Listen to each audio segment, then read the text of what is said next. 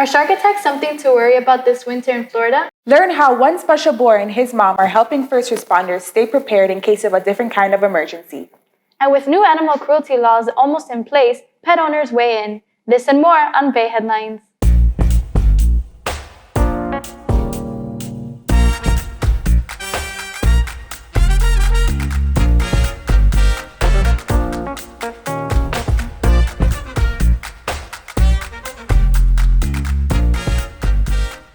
Welcome to Bay Headlines. I'm Taylor Nita. And I'm Zoe Solar. Winter's right around the corner, and that means more sharks will be migrating to South Florida's waters. Does this mean more shark attacks? Reporter Agustina Tellez investigates the likelihood of these incidents and how to avoid them. Guillermo Gonzalez used to go every morning for a swim near his home in Miami Beach, until one day, everything changed.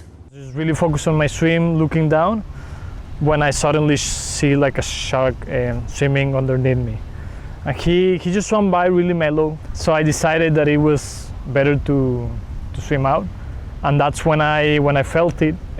He came and bumped me in my legs, and that's when I just started swimming like crazy. So a lot of the times when you look at, for example, how the number of shark bites on humans has changed over the last few decades, you'll see an increase in the number of bites. And for the most part, that's got nothing to do with a change in the number of sharks. It's because more and more people go in the water. For decades, Florida has topped the charts for worldwide shark bites, and the trend continues in 2019. Florida's 16 cases represent 50% of the U.S. total of unprovoked shark attacks. Many of these bites, however, are not severe. It tends to be from small sharks biting, like with Guillermo's case. The worst part of my injury, it's he got a little bit on my Achilles tendon. He also got a nerve. Thankfully, it's just a nerve used for sensation. Other than that, it wasn't as bad as it could be. There are many misconceptions regarding sharks. Many locals are afraid, but in fact, shark attacks are preventable. Experts will tell you there may not be a need to panic. So if you see a shark in the water, there's a few things I would say. First of all, is to not immediately panic. The chance of that animal coming in to bite you is very low. When you do look at people who have been bitten, the vast majority of times they did not know there was a shark there. So if you've seen it already, you're already one step ahead. The key is, I think, not panicking and always keeping your eye on that animal. Although this was one of Guillermo's most terrifying experiences of his life, it was also one of the most life-changing. I felt really connected that second that I saw the shark without him attacking me or whatever. I don't know, I just felt a deeper connection to the ocean in a way, and definitely not angry towards the sharks or the ocean. I will go back. Wow, it's great to see him so positive after such a scary experience. Yes, and now others know how to prevent these attacks. Legislation to raise teacher salaries in Florida has been an ongoing issue, but conversations about the issue have heated up and reached Florida House. Florida teachers have longed for an increase in their salary, and there may finally be a hope on the horizon. Governor Ron DeSantis proposed raising the minimum starting salary of Florida teachers $10,000 more, with an estimated budget of $603 million. Ms. Sanders is a second-grade teacher at Challenger Elementary School in Tamarack, Florida. She stated that her outlook on her profession is something that you have to love to do. It's not something that you come to work each day to get paid to do, because we don't get paid to do what we do. We just get rewarded with what we see, the kids' performance and how they end each year. She expressed that she spends a lot of money each year to provide supplies for her kids because some don't have the proper necessities to make sure their day will go smooth. We go and we purchase supplies and things that we need on a daily basis in the class, and they don't last the whole school year. Numerous teachers have raised the point that a change only to the minimum base salary could mean that new hires would make nearly as much as many underpaid veteran teachers. This could cause friction between districts. You know, I've been teaching for 8 years and they would have a starting salary higher than mine. According to the National Education Association, Florida ranks 47th in the nation for starting teacher pay at $37,636. An increase in teacher salary is good. I think that they just need to go back to the drawing board with the actual proposal. There are a lot of things that are just not equaling out. Florida Commissioners of Education says everything remains subject to discussion, including how a pay raise could be funded. Every day, first responders are tasked with handling hundreds of emergencies, but do they know what to do when an autistic person is involved? A local resident and her son have made it their mission to prepare some of South Florida's police officers and firefighters for these situations. Haley Richards has more. 23 years ago, Teresa Becerra's life was changed forever with the birth of her son, Robert Lee Becerra, who at 21 months was nonverbal and diagnosed with severe autism. He's severe in the spectrum of autism. He's got encephalopathy, which is brain damage, and he also has epilepsy. He's also nonverbal. Autism is a developmental disorder that impacts areas such as social interaction and communication skills. According to the United Way of Broward, 1 in every 59 children in the United States is diagnosed with autism. But if you ask Teresa, there's much more to her son than his autism. I have got a little boy in there whose soul is enormously beautiful. Robert is an artist, a dancer, and for over 14 years, he's helped his mom teach over 17,000 first responders in Miami-Dade and Broward counties how to identify and care for an autistic person during an emergency. So I really want them to get how to do this, how to do it quickly, professionally, respectfully to the person with autism. Through the trainings, first responders get hands-on practice with Robert, and his unpredictability makes the situation as real as possible. Without him, these trainings would be nothing. But when he's in the room, he illustrates and brings everything I say alive. Robert has a collection of badges, shirts, awards, and hundreds of letters from first responders who all describe the trainings with one word: life-changing. And when they come up to me after a training and they say to me, I've never had a training like this in my entire career, that means everything to me. So those for me are the paychecks. Every day, Robert continues to shine a light in so many people's lives. What he's doing is so valuable as a human being that alone completely blows me away. What an honor for me to be a mother of a child like him. What an honor that he was placed in my life and that he and I could sail down this road together and become this team that's just doing good for our community. This is Haley Richards for Bay Headlines. When asked how much longer she'll be doing the trainings, Teresa says as long as she's by Robert's side, she'll keep going. And when we come back, Haley and Teresa are in the studio to continue their conversation as Bay Headline continues. Hey, can you help with that? Oh, yes, please. Thank you. So what's this for? It's for the student food pantry. My professor told us there's a study that says about 50% of students experience food insecurity at one point. Oh yeah, now that I think about it, there's been times where I've been tight on money and had to downside on meals too. Yeah, I think just my way of doing my part. You can visit the FIU Food Pantry at MMC and BBC. Visit our website for more information.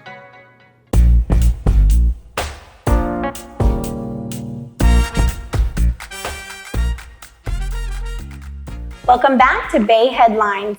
Joining me in studio, I have Teresa Becerra and Major Jorge Gomez. Hi guys, welcome. Hi. Thank you for having us. So Teresa, the last time we spoke in depth about Robert and some of the first responder training that you do. Mm-hmm. I would like to get in more depth with why autism training and a little bit more about the training in itself. Okay, so basically, the why would be easy. What we want to do is we want to help officers respond better to calls that involve individuals with autism. So we do a full-on training for them, which includes Autism 101, like how would they identify a person with autism, especially if dispatch has not told them that this call involves someone with autism. Then we go straight into how would they identify that person by looking at them visually. Then it goes further into communication. Now they've identified the person. How would they communicate with this person? Does a person speak? Does a person not speak? Then we go right into a little bit of treatment if it's a first responder, like say a firefighter. and then into transporting. How would they successfully transport someone either in their vehicle, their patrol car, or an emergency vehicle? So basically, we talk a lot about how to respond to calls in a residence, in a building, or even perhaps at an accident scene. And how can people sign up for this autism training? How do they get the information and go about it from there? So officers come to autism training through several different ways.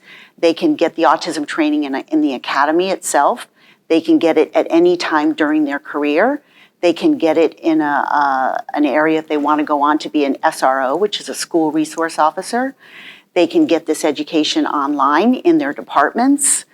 There's just so many different ways that they can access autism curriculum. Awesome. Can you describe to us some of the tools and techniques that you train these first responders in the training? What are the hands-on things that are involved with the training? Okay, so my training in particular is extremely interactive for law enforcement. They are up on their feet continually throughout the class and working hands-on with my son, who happens to be severe in the spectrum of autism. And, some of the things I teach them is like, how would they communicate? He doesn't speak at all. Like, what would they do? So first, I have them come up. They visually look Robert over. They see, is he wearing any identifying markers? And then I teach them a little bit of sign language, to direct him around. So they get that education. And then I go straight into, if they see the individual with a device in their hands, like an iPad, how to access information from that iPad that would be helpful for an officer to know. Like, what is the person's name? What is their phone number? Perhaps what's their address? That sort of thing. That's awesome. Thank you so much for that. I'd like to include here Major Gomez. I have a few questions for you, sir. How do you feel about autism training? How did you feel about it before, and how do you feel about it after? Right now, it's a great tool. It's a great tool for our officers, basically to identify what they're dealing with when they're dealing with a person that has autism. This training will teach them to identify things to look for, and basically, by knowing the behaviors, they'll be able to give them the proper help. Before, when they didn't have this training, basically an officer will respond to a call with a person with autism, and really they didn't know the behaviors, how they were acting, and they didn't know exactly what they had. Mm-hmm. So right now, with the training, we're able to properly identify the person and give him the proper needs, whatever he needs, either loss, take him home, find out who it is, find out the information, and our officers know exactly how to deal with that type of call with this training. Do you feel more confident as a officer now that you've had the training to prepare yourself for autism? For sure, for sure. When you deal with this, you get there, you didn't have the training, you really don't know. You see the person acting a different way that would normally act, and you don't know how to handle it. So with the training, right away the officer, when they get there, they know exactly what they have and how to proceed getting that person help. Thank you very much for that. So Teresa, do you believe now that law enforcement and first responders, it should be mandated for everybody across the state lines? So autism awareness training is not mandated, but it is given, and officers can access the curriculum at any point in their career. There are some departments, though, around the state that do mandate that all of their officers take CIT, crisis intervention training, and autism awareness training. What is the best advice that you can give a first responder or an everyday person like you and me, advice on autism and how to approach it and go about it?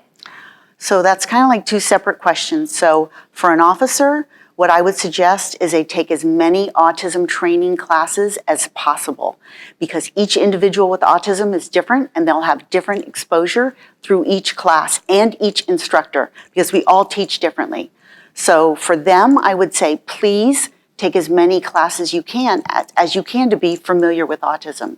For a lay person like you and I would highly suggest that they also educate themselves a little bit on autism, but most importantly, not to fear individuals with autism, be patient, and follow their own inner instinct. Thank you guys so much for being here. We greatly appreciate it. You're welcome. Thank you. Thank you. And we'll be back with more Bay headlines.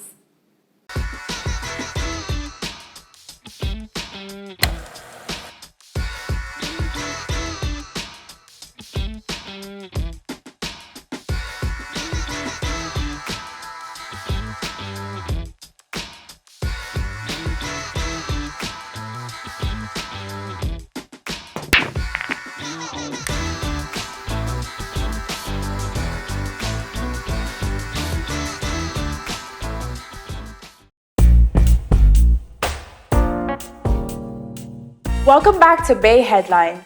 According to the American Society for the Prevention of Cruelty to Animals, an animal is abused every 10 seconds in the U.S. But a new law passed by the U.S. Senate looks to stop pet neglect for good. South Florida pet owners are some of the ones that are proud to see this change coming. The Senate has recently passed the PACT Act as of November 5, 2019. PACT stands for Preventing Animal Cruelty and Torture. This act officially makes animal cruelty a federal felony. The passing of the Animal Cruelty Prevention Act is something that I'm very grateful for. It's something that is long overdue, which I don't understand how something so important can be overlooked for so long. As an animal owner of Milo, who actually was a stray dog, when I went to go pick him up, you can see the PTSD that he had from being neglected, from being mistreated. Sherry Walker, an associate of the Humane Society, said that if a crime is committed in this nature, penalties need to be stiffer and enforced.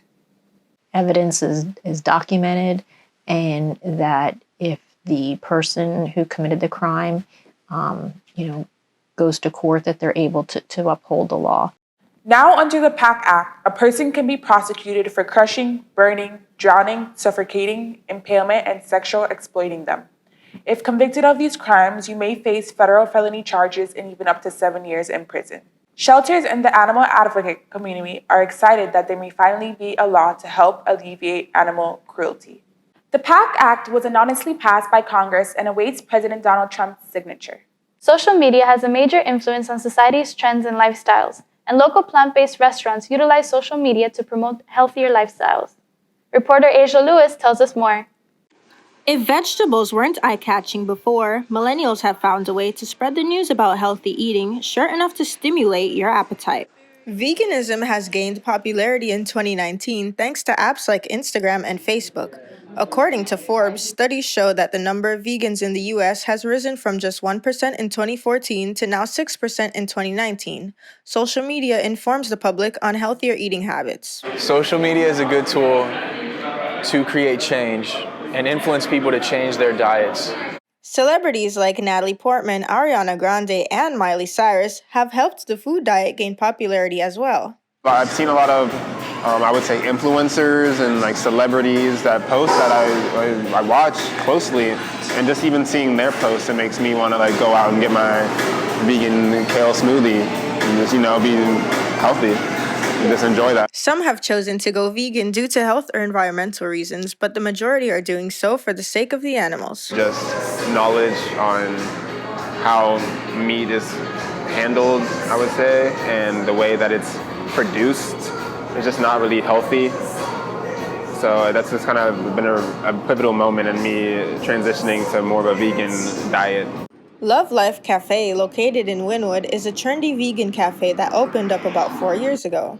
The owner, Veronica Menon, says she herself is vegan and has been living this lifestyle for the past 12 years. I started watching all these documentaries and realized how horrible we treat the animals and how much our diet and lifestyle is still destroying our planet. And I just felt like this huge sense of responsibility to do something with this information.